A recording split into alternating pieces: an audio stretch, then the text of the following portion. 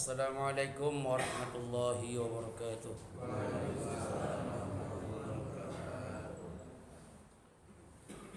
Alhamdulillah. Wa sallallahu ala sayyidina Muhammad wa ala alihi wa sahbihi ajma'in. Amma ba'd. Alhamdulillah, kita bahagia masjid ini dipenuhi tidak hanya oleh jamaah biasa, tapi dengan para tokoh-tokoh agama, ustaz-ustaz bergabung dengan kita. Kita senang dan bahagia. Ini pertanda bahwa ada dua hal: masjid sedang diberkahi oleh Allah, dan ustaz-ustaz yang bergabung sedang menunjukkan diri kepada Allah bahwa siap dekat dengan Allah, dan siap mendengar dan siap memberi. Ini paling hebat, siap mendengar dan siap memberi. Ini hebat loh. Makanya kemarin kenapa Abu Bakar di saat jadi imam, Rasulullah mengisyaratkan lanjutkan. Rasulullah siap menjadi makmum, kan begitu. Itu hebat tuh. Siap Rasulullah menjadi makmum, siapapun yang jadi imam, dan siap pula menjadi imam. Nah, ini poin yang kita, begitu Rasulullah dekat saf pertama, Abu Bakar sebagai imam, isyarat Rasulullah, isyarat seakan-akan mengatakan lanjutkan, seakan-akan isyarat. Artinya apa? Rasulullah siap menjadi imam dan siap pula menjadi makmum.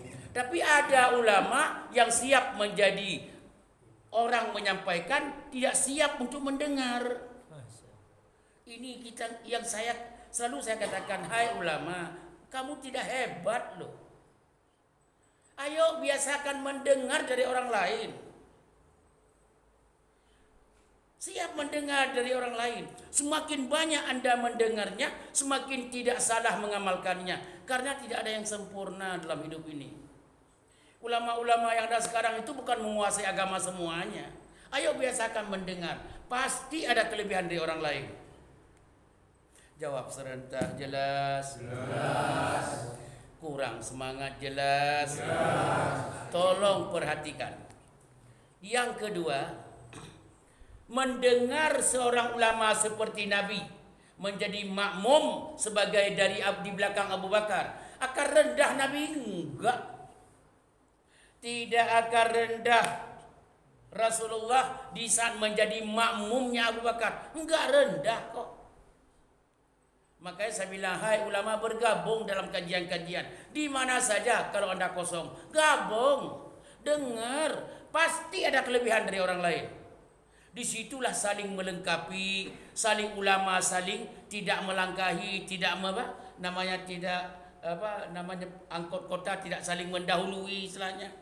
Semuanya saling terhormat. Bayangkan, lihat kiri dan kanan nih. Kan banyak ulama di kita. Alhamdulillah. Pertanda bahwa ini yang begini-begini yang diharapkan oleh Allah. Siap kita mendengar dan siap pula kita di saat diminta untuk memberikan. Allahu Akbar. Oleh karena demikian, itu poin terakhir yang belum saya sampaikan kemarin dari hadis yang dari Rasulullah sallallahu alaihi wasallam, hadis muttafaqun alaih, Bukhari dan Muslim menyampaikannya itu. Belum ada di dunia, kalau bahasa ulama hadis, ini bahasa ulama hadis. Ini yang mungkin belum pernah dengar. Al-Qur'anul Karim, kitab pertama yang paling suci dalam Islam, enggak ada yang duanya. Setelah itu apa? Pertanyaannya. Setelah Al-Quran, kitab nomor 2 yang mana?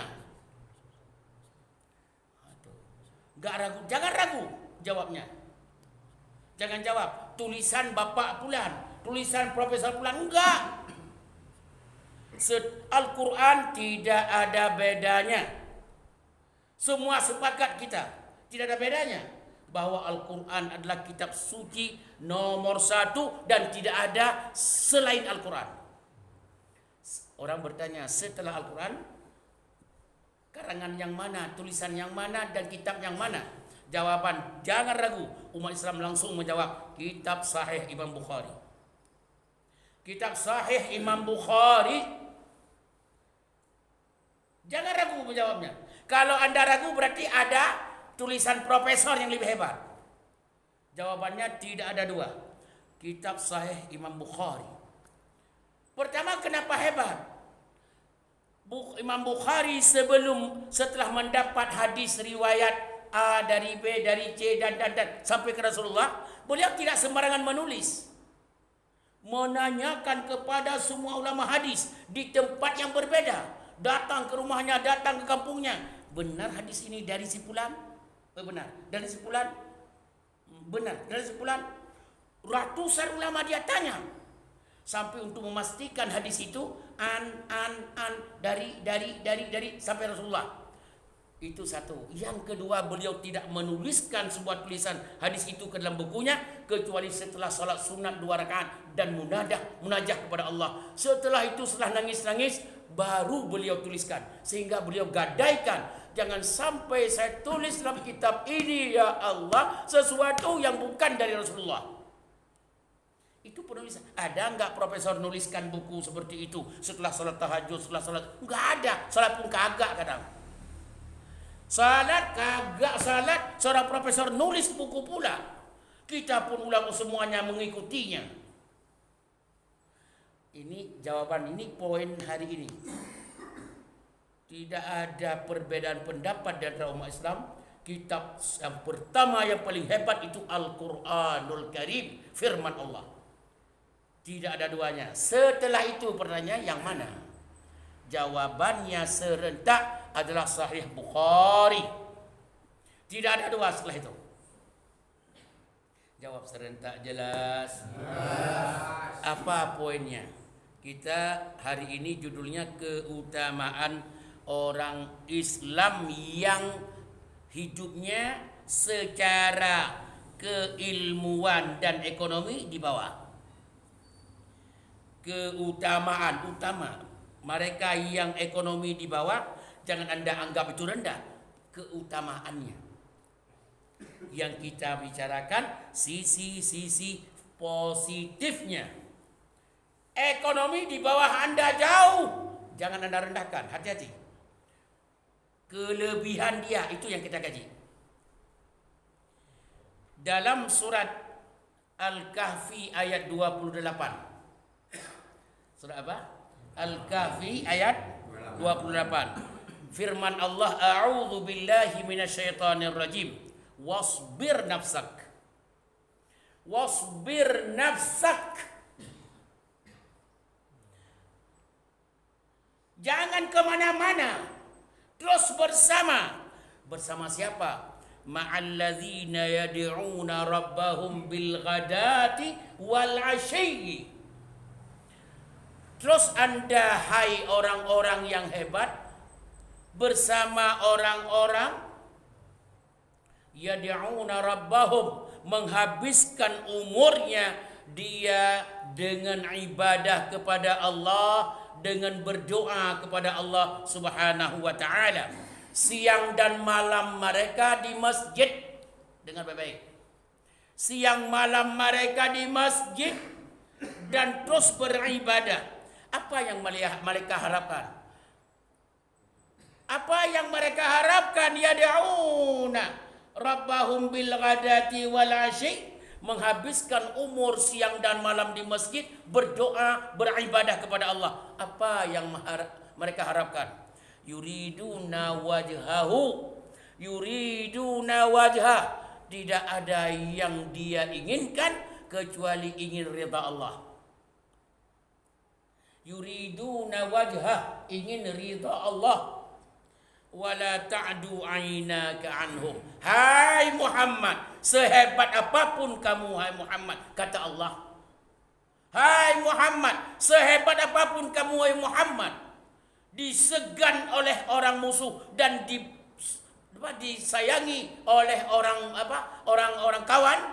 Sehebat apapun kamu, wala ta'du 'ainaka anhum, jangan kamu meninggalkan orang-orang miskin yang sibuk beribadah kepada Allah. Jangan kamu anggap remeh dia itu. Tuh, coba lihat. Kalau begitu poinnya apa? Poin pertama, kita tutup saja. Poin pertama, setingkat Nabi masih mendapat pelajaran, bimbingan langsung dari Allah untuk tata cara hidup. Satu. Di situ poinnya apa untuk kita? Setingkat Nabi masih diarahkan cara hidup oleh Allah. Kalau begitu, setingkat Nabi loh masih mendapat pengarahan, bimbingan tata cara hidup dari Allah Subhanahu wa taala. Berarti Nabi masih terus dibenahi kan? Ada ulama yang tidak mau dibenahi. Astagfirullah. Istighfar ya saudara. Istighfar. Ulama setingkat Nabi perlu dibenahi terus oleh Allah. Setingkat ulama mulai sombong, aku lebih paham, aku lebih mengerti, tidak. Tolong istighfar banyak-banyak. Kalau ada ulama seperti itu, jawabannya tolong usir setan bersamamu itu. Yang kedua,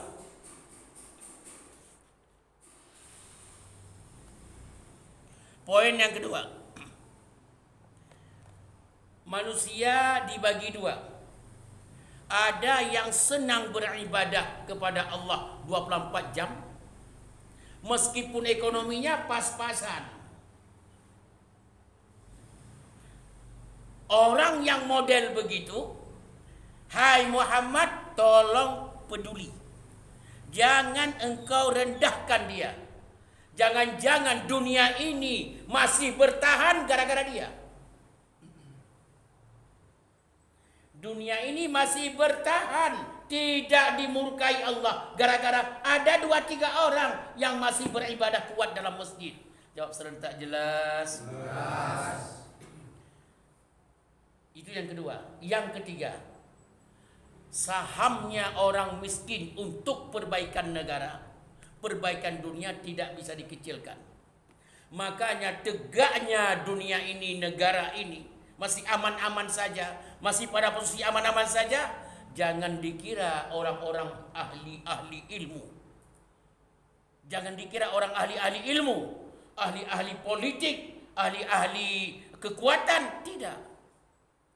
Jangan-jangan dengan orang miskin sering berdoa kepada Allah, ya Allah berikan umat Islam ini bahagia, berikan ya Allah negara ini aman. Itu doa mereka. Sedangkan ahli politik sekalipun gak pernah berdoa. Demi Allah saya bersumpah, belum ada tokoh politik yang berdoa, ya Allah selamatkan negara ini. Enggak, yang ada selamatkan perut saya,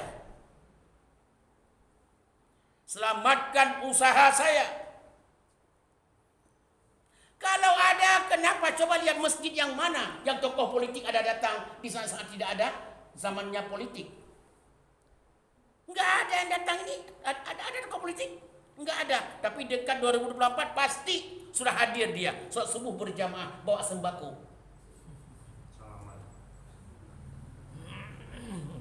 Innalillah, kita pun manusia yang tahu diri. Oh, senang, cium tangan pula karena ada sembako. Tolong Bapak dan Ibu jelas yang mana yang Allah, yang mana yang Fir'aun. Jelas. Walaupun Fir'aun itu mengklaim dirinya sebagai Tuhan. Bedalah mana yang Allah, mana yang Fir'aun. Jawab serentak jelas. Jelas. Tolong ulang kembali penutup. Surat Al-Kahfi ayat 28. Baca kembali. Kalau bisa Anda baca jangan di ayatnya saja, di tafsir, bukan terjemahan di samping. Terjemahan Departemen Agama. Baca tafsirnya. Buka tafsir Ibnu Katsir. Apa katanya tentang ayat ini? Buka tafsir Al-Baghawi. Apa katanya dalam ayat ini? Buka tafsir Al-Baydawi. Apa katanya dalam tafsir ini? Buka kitab Jami'ul Ahkam lil Qurtubi. Itu puluhan jilid kitab itu menjelaskan tentang ayat demi ayat. Sebab turunnya ayat, bagaimana prosesnya ayat, makna kalimat ini begini, begini pemahamannya, ini ada 2 artinya, tujuannya ke sini. Baca. Baca. Sehingga apa yang kita sampaikan kepada umat, apa yang kita dengar dari ulama, kita semuanya tidak keluar jauh dari garis-garis yang telah ditentukan tujuan ayat itu oleh Allah Subhanahu wa taala. Jawab serentak sebagai terakhir. Jelas? Subhanakallahumma